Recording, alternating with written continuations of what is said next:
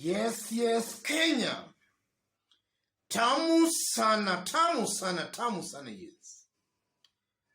It's about 1 month since William Ruto was sworn in as the president. And if you look at William Ruto's scorecard, it's very clear William Ruto scores very highly in keeping and delivering his promises to his fellow politicians and the ruling class. And at the same time, he scores very poorly in delivering his promises and services to the people. And that's very interesting because as William Ruto was campaigning, he was seen as the hustler's candidate, the people's president, somebody who was there for the mama mboga, boda, mtu wa chini. But now that he's the president, William Ruto seems to be doing the exact opposite of what he was saying. In fact, he was captured live on camera in so many occasions, attacking leaders who are coming together to form government. He was referring to them as power hungry, those who are just there to create positions for themselves. And he was constantly telling Kenyans he was going to form a government with them. William Ruto has not been able to do that. So it's a fact, William Ruto scores very highly when it comes to service delivery and keeping his promises to the elites, as opposed to maybe keeping his promises and delivering services to the poor masses. In this video, I want us to have a look at some reasons why William Ruto is actually changing his brand of politics. Because before he became the president, he was seen as a hustler. But now William Ruto seems to be changing his politics from a hustler to now a dynasty kind of a leader. I want to explain some reasons why William Ruto is not bothered about what Mama Boga ama maskini anasema, because it's obvious again that he's doing that with a lot of impunity. He doesn't care, he doesn't mind what Mama Boga or the hustler is saying. And I'm saying that because largely if you look at the things William Ruto has so far done, they have all been things injuring the Mama Boga. In fact, just some few days immediately was sworn in, he transferred the port from Naivasha to Mombasa. And he did it without any apology. He is not even worried. We have seen hustlers and Mama Bogas complaining about the high cost of living. William Ruto is not bothered. In fact, immediately was sworn in as the president, he removed subsidies on fuel and on unga, something that has actually increased the cost of living. Mama Mboga is seriously affected. And William Ruto seems not to be bothered. It's very interesting. In this video, I want to explain some reasons why William Ruto is doing that. Before I do that, I want us to have a look at a short clip of what William Ruto said and what he has actually done, or rather said, now that he's the president. For that's also just going to form the basis, or rather is going to aid in our analysis in this video. Listen to this. The challenge of cost of living is not too scientific. The challenge of cost of living is increasing agricultural productivity, period.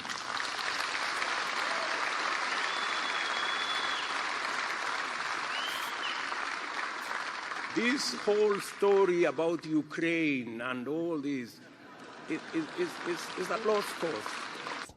We are all bearing the brunt of what that conflict portends for us. High food prices. We cannot access fertilizer. We cannot pay for fertilizer. Transport for commodities, cereals, fertilizer is all clogged up with the sanctions around it and with everything else that come with it. Yes. That video exposes William Ruto as a very smart politician, but a very poor leader. A politician who is able to play on the psychology of the masses and is able to convince them and even to cheat them to buy some of his lies. That's exactly what that video exposes. 4 reasons why William Ruto has changed his brand of politics. Before the elections, he was talking about the Mamamboga, the boda. Now that he has been sworn in as the president, he no longer talks about Mamamboga, boda, the hustler. In fact, if you look at William Ruto, for the days he has been in office, all his directives and what he has so far done has just injured Mamamboga, but benefited those who he used to describe or to call as the dynasties. Why is William Ruto doing all that? The first reason, William Ruto knows that the masses are politically naive.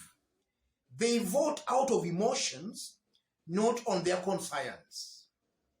That's one thing William Ruto knows. William Ruto knows that if you just play on the psychology of the masses, they can end up electing a very poor leader. Yes. And they can end up electing that leader based on their hate for another leader or another politician. That's why William Ruto is not bothered on what the masses are saying. Because upon William Ruto being sworn in, we saw him transferring the port from Naivasha to Mombasa. And he did it with a lot of impunity, not even caring what the people were saying. And we have been seeing the Mamambogas complaining that the cost of living is actually hard, is skyrocketing. William Ruto is not bothered and not even worried. That shows that he knows that these people, they just vote out of emotions, not on their conscience.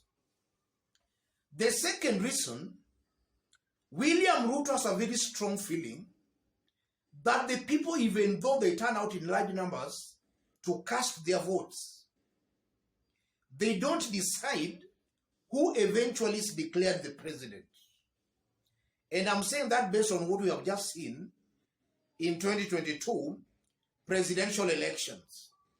So William Ruto is just trying to reach out to those who matter. And we are seeing already, he has already befriended the judiciary. He is befriending parliament, and is also befriending some of the very important government institutions, such as IEBC. He knows that these are the people who will have the ultimate word on who becomes the president, not the people. And that's why he is not bothered at all about what the people are saying. The third reason, William Ruto believes that he does not have a very strong challenger come 2027, at least of now. Because if you look at the opposition as of now, they seem to be confused. They are not even sure on who will be their candidate come 2027. And if you look at William Ruto keenly, William Ruto has already started his 2027 campaigns very cleverly. Just some few days ago, he was in Homa Bay County and he promised to go back there.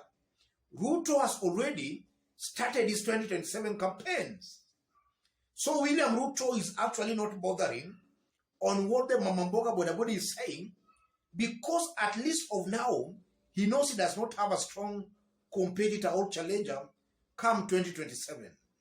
Assuming he had a very strong challenger, William Ruto could be delivering and trying very hard to please the masses, not to please those who he was calling the dynasties.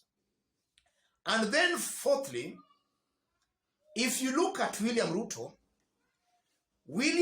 has studied Kenyan politics, and he believes Kenyans don't want development-oriented leaders.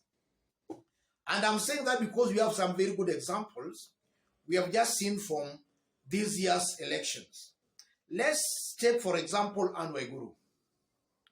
Immediately, Anne Waiguru was elected for her first term in 2017. It never took long. People in Kirinyaga started complaining that Anne Waiguru was stealing from them and not delivering. And they were swearing at that time not to re-elect her. What did they do? They re-elected Anne Waiguru. If you look at Rift Valley, there are some leaders who delivered for the people. A good case in point is former Kesset Member of Parliament, Mishra Kipok. What did the people do? They rejected him. Look at somebody like Silas Tiren. Look at Alfred Keter. These are leaders who went out of their way to deliver to the people. But when it came to voting, the people rejected them. So it's also very clear that the masses sometimes are also foolish. They are not interested in development-oriented leaders. They are just interested in leaders who play politics.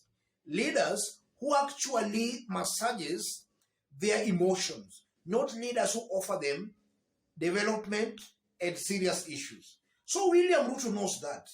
So he's not very much bothered of delivering to the people. He knows that at the end of the day, development might not matter much. I'm saying those are some of the reasons that might be going on in the mind of William Ruto and why most likely he is not bothered about the people as of now. And now, the end result of that new style of politics by William Ruto is that it can lead to a rebellion. William Ruto can push the masses to the wall, to a point where the masses say, enough is enough. Enough is enough. And it can lead to a rebellion. And the rebellion can mean the masses will most likely reject William Ruto and all the leaders supporting William Ruto. And that will be like a revolution. That is the most likely the end game of this new style by William Samoei Ruto. If life continues becoming very hard for the people can decide to rebel. That's what I'm seeing here, ladies and gentlemen. Let me stop it there. If you are watching us for the very first time, subscribe, give this video a like.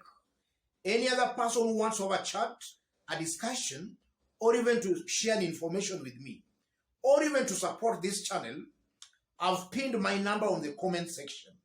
Contact me through the number or feel free to send a contribution or support to the number. Let's meet in our next analysis. Thank you.